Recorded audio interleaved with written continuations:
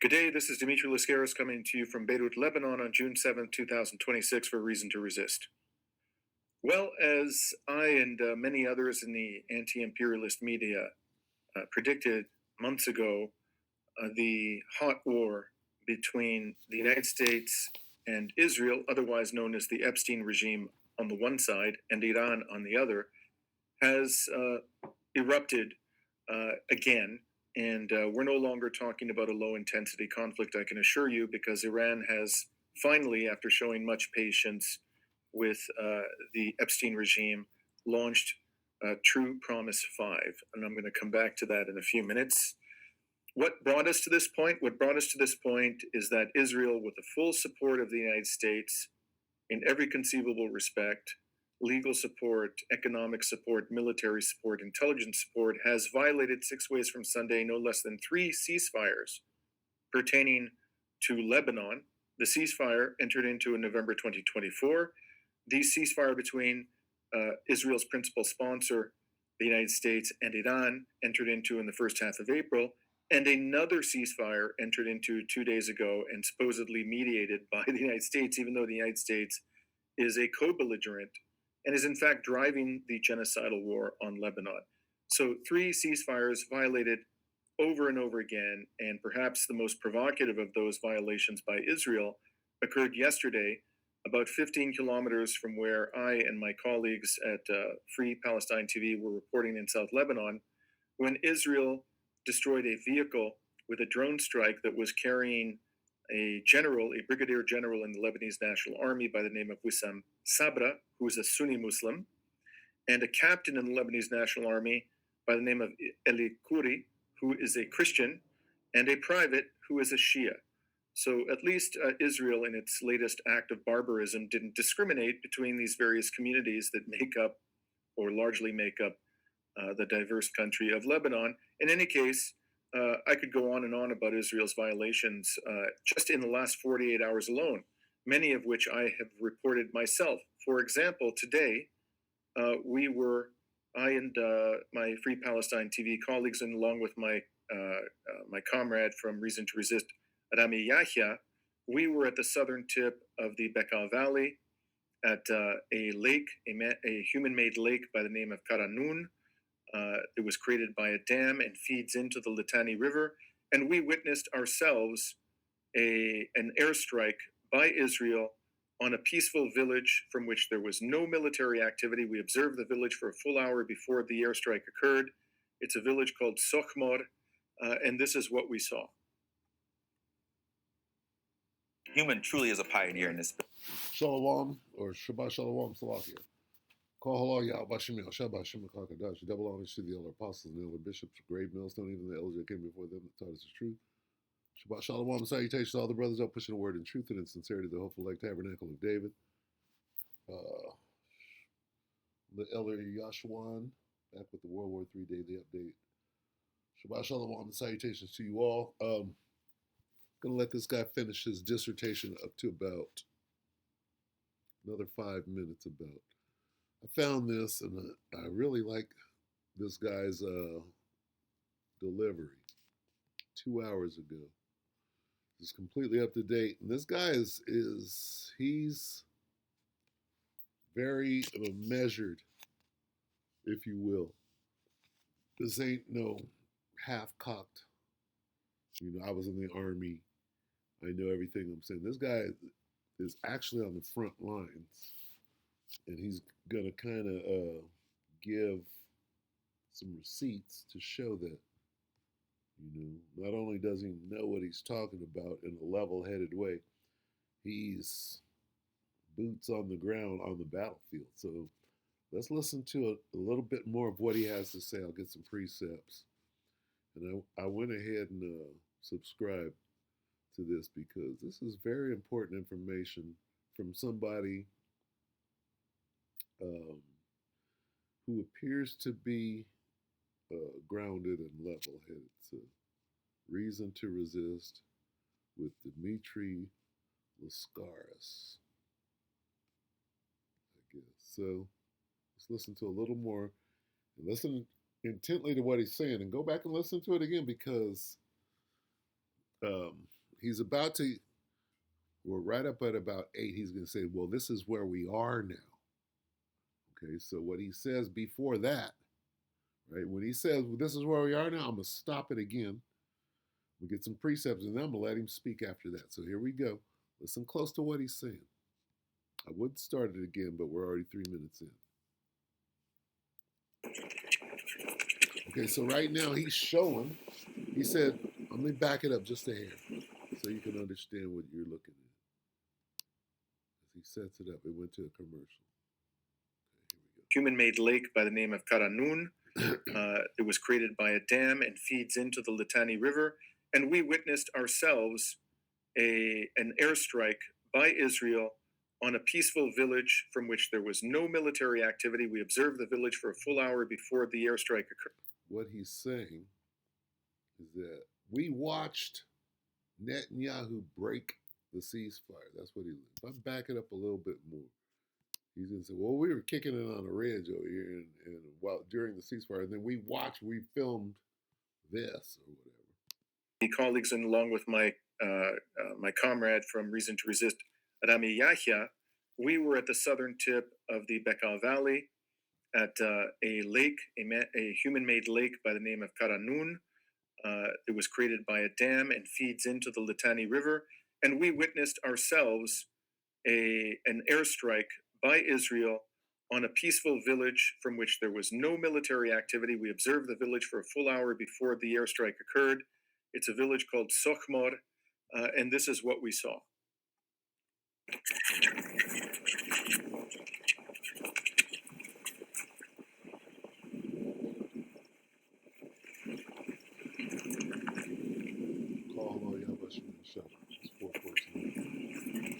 He's equating that to the ceasefire agreement and then breaking it. Now, since arriving here about 4 days ago, I've myself documented numerous other violations, extreme violations of the ceasefire by Israel. I was, for example, in a village in the south of Lebanon yesterday called Saksakia, in which the Israelis, with 2 airstrikes, murdered a grandmother, her daughter, and 3 Syrian workers, and injured also 4 family members of the murdered grandmother. I just published that report earlier today. There was absolutely no military justification for murdering these civilians, some of whom weren't even Lebanese. As I said, 3 of them were just Syrian laborers who were just scraping by in the country. And for no possible, logical reason, Israel decided to wipe them off the face of the earth. And I was the first foreign journalist to arrive there. I don't even know if any other foreign journalists went to the scene, frankly.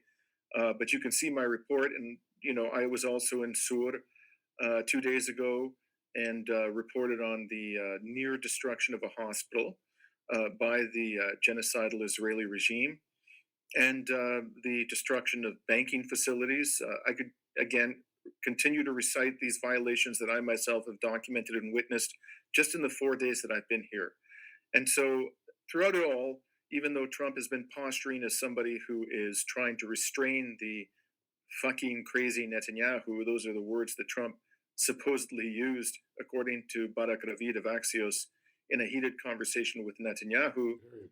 The reality is that Trump is fully on board, has no problem whatsoever justifying, supporting, enabling these grotesque ceasefire violations and war crimes and crimes against humanity by Israel. And I haven't even gotten into all the civilians who have been slaughtered, including children being burned alive in Gaza over the last several days. Scathing, by the way, for him to say that and have his boots on the ground and to reference whatever the hell he just referenced there. Finally, Iran had enough. It was entirely predictable that it would have enough. But the thing that really pushed it over the edge was after issuing a warning that it would strike Israel and that any of the colonists living in the north of occupied Palestine would have to evacuate if they wanted to save themselves in the event that Israel struck at Dahia. Israel did, in fact, strike Dahia. And it happened to do that today when we were out in the southern tip of the Bekaa Valley documenting that ceasefire violation on Sokhmor. This is the drone strike that Israel launched into Dahia today. Blue Chew Gold is Salaki. Yeah, they're trying to break this up. They know what this is. They're watching me too. Salakia. Let's get back. Here's the drone strike.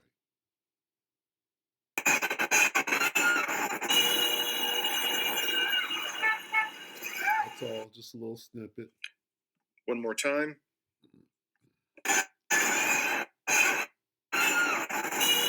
Motherfuckers are shook. That's what's coming to Babylon. Now, predictably, this drone strike, like so many of Israel's barbaric attacks, killed innocent civilians in Dahia, which the corporate media in the West and Western governments love to describe as the Hezbollah stronghold, as though that somehow justifies Israel's heinous crimes against the civilian population living there. And so Iran reacted immediately and with extreme prejudice, shall we say. I'll show you just one comment. There were numerous comments from senior Iranian leaders. This is from the parliamentary speaker and the lead negotiator for Iran, Mr. Bagar Ghalibaf. He stated, "They are neither committed to a ceasefire nor believe in dialogue, and by demonstrated through the naval blockade in violation of agreements regarding Lebanon, that they only understand the language of power. Two, the naval blockade against the Iranian nation and America's green light today to the Zionist regime turn American and regime bases and assets in the region into legitimate targets. The hand of our armed forces is open as always." Now, there is plenty of evidence that Iran has now launched what it describes as True Promise 5, which is exactly what it said it would do if Israel struck Dahia. So Israel knew exactly what it was getting itself into. So too did the United States. And yet they struck Dahia on top of all the other crimes and ceasefire violations they are committing, which can only lead you to one logical inference, and that is that they wanted to provoke a reaction from Iran and resume the full-blown hot war, which will almost certainly end in disaster for the region and will quite probably plunge the global economy into a severe recession, if not an outright depression for a prolonged period of time. This is causing World War III. where we're at. We've been predicting it here on Reason. This is where we're at. That's where I wanted to stop. He's going to ramble for a minute. This is where we're at. World War III. Almost certainly end in disaster for the region and will quite probably plunge the global economy into a severe recession, if not an outright depression for a prolonged period of time. This is where we're at. We've been predicting it here on Reason to Resist for months. I'm very sorry to be right about this. I would have loved to have been wrong about it. I mean that in all sincerity with all my heart. But when the writing is on the wall, we have an obligation to read the writing to our audience, and that's what we try to do here on Reason to Resist, as it fine journalists in the alternative media. The handwriting is on the wall. Should I get that? Let's start right here. Second Ezra. I'm going to keep it short because we're already going long, but this guy, right? This is a different kind of journalism. Second Ezra 13. Let's get to the fighting part because, I mean, the information, some of that information that he's given is top notch. What is this, 30, 28? 18, days come. 29, Second Ezra 13, 29. Behold, the days come when the Most High will begin to deliver them that are upon the earth. Here we are, ready. We're waiting patiently, right? And doing what is necessary to get on. And he shall come to the astonishment of them that dwell on the earth. And one shall, this is the point, all of this, the time that we're in, nothing but war all the way out. Out of what? Out of what's left of this world. Nothing but war. So when I say that them missiles are coming to Babylon, it can take a minute, but it's coming here. who is the war? Who's fighting who? As you know it, it's not no Israeli war. It's U.S. against Iran. Whatever's going on over there, no, it's not about Lebanon, Israel. This war is about U.S. Iran. Don't get it twisted. And Bibi is over there drawing them out, exactly like the scripture said. Second Ezra 13 and 31. And one shall undertake to fight against another, one city against another, one place against another, one people against another, and one realm against another. Read it again from 29. Second Ezra 13:29. Behold, the days come when the Most High will begin to deliver them that are upon the earth, and he shall come to the astonishment of them that dwell on the earth. And one shall undertake to fight against another, one city against another, one place against another, one people against another, and one realm against another. And that one realm is talking about the third and the fourth dimension, which is going on right now, if you understand that. Not Google, YouTube, UFO eats, the Minuteman missile. What was it? Whatever missile. UFO eats missile. Forget what kind it was. We're in the time of war. Let's get that. That hasn't come out. Not like this anyway. What time we in? See, people don't understand. And they do. They just don't want to acknowledge ECCL 3. Yeah? That's not coming out right. What was that? I haven't tapped out the whole thing.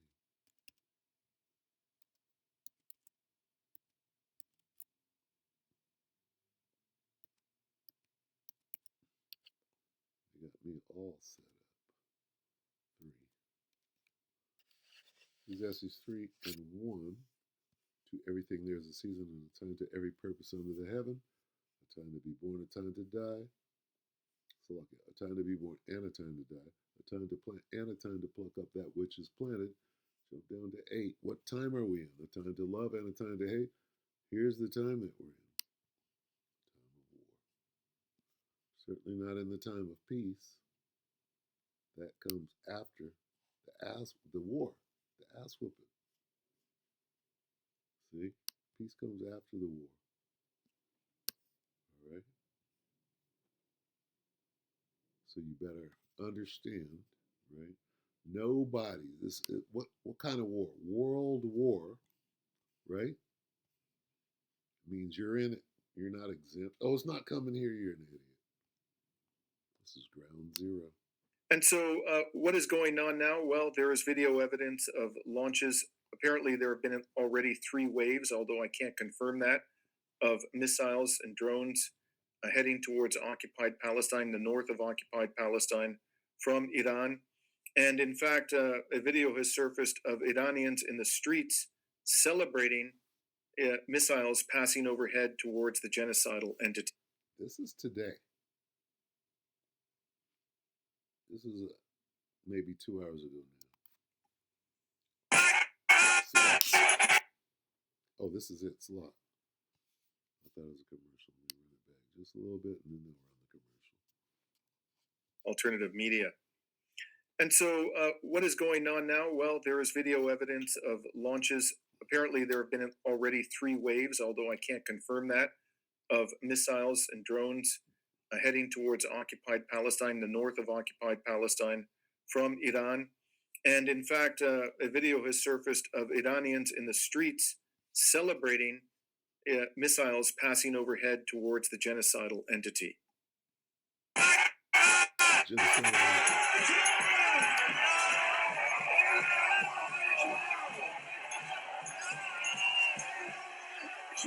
It's cracking over there right now.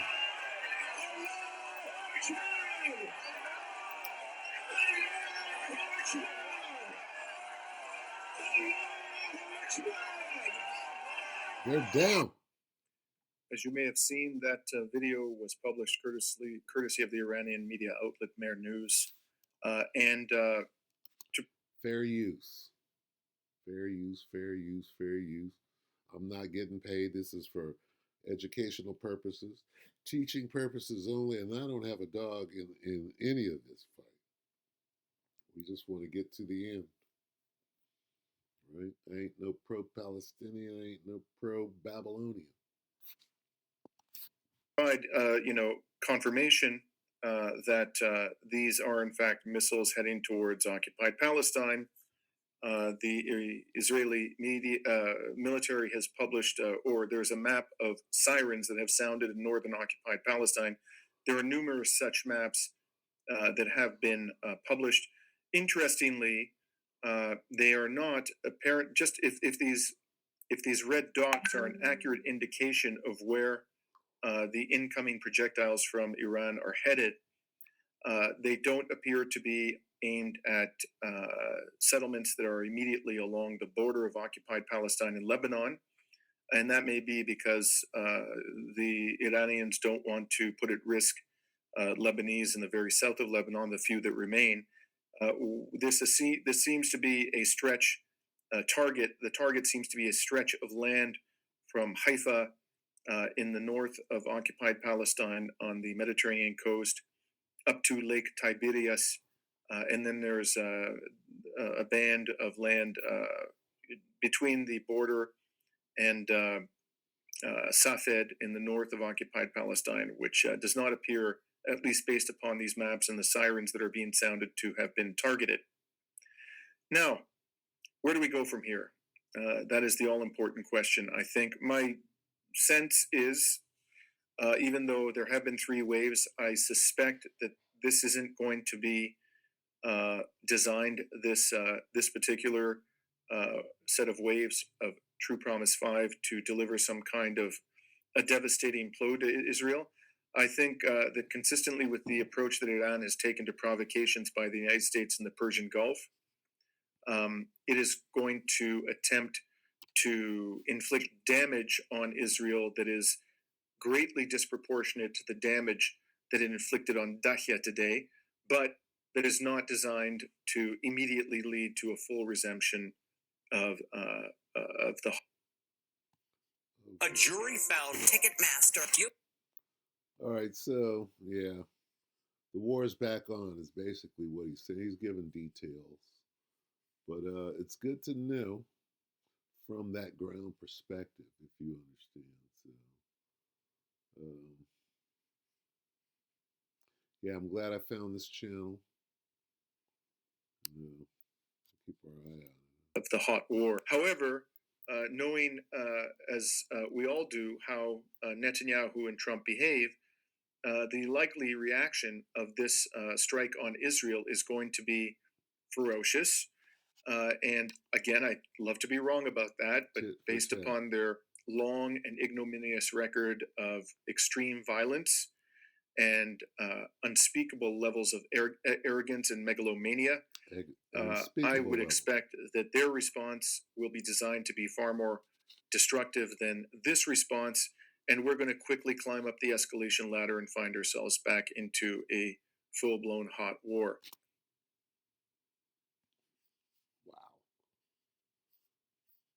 Let's get them to those levels of megalomania. 2 Ezra 9:3 in the GMT. There will be earthquakes, national rebellions, international intrigues, unstable leaders, and confused rulers. That's BB and Orange Boy right there. When you see these things happening, you will know that they are what God Most High has spoken about since the beginning of creation. I'm going to end it there. Yeah, that's a lot of news delivered forthrightly, I thought.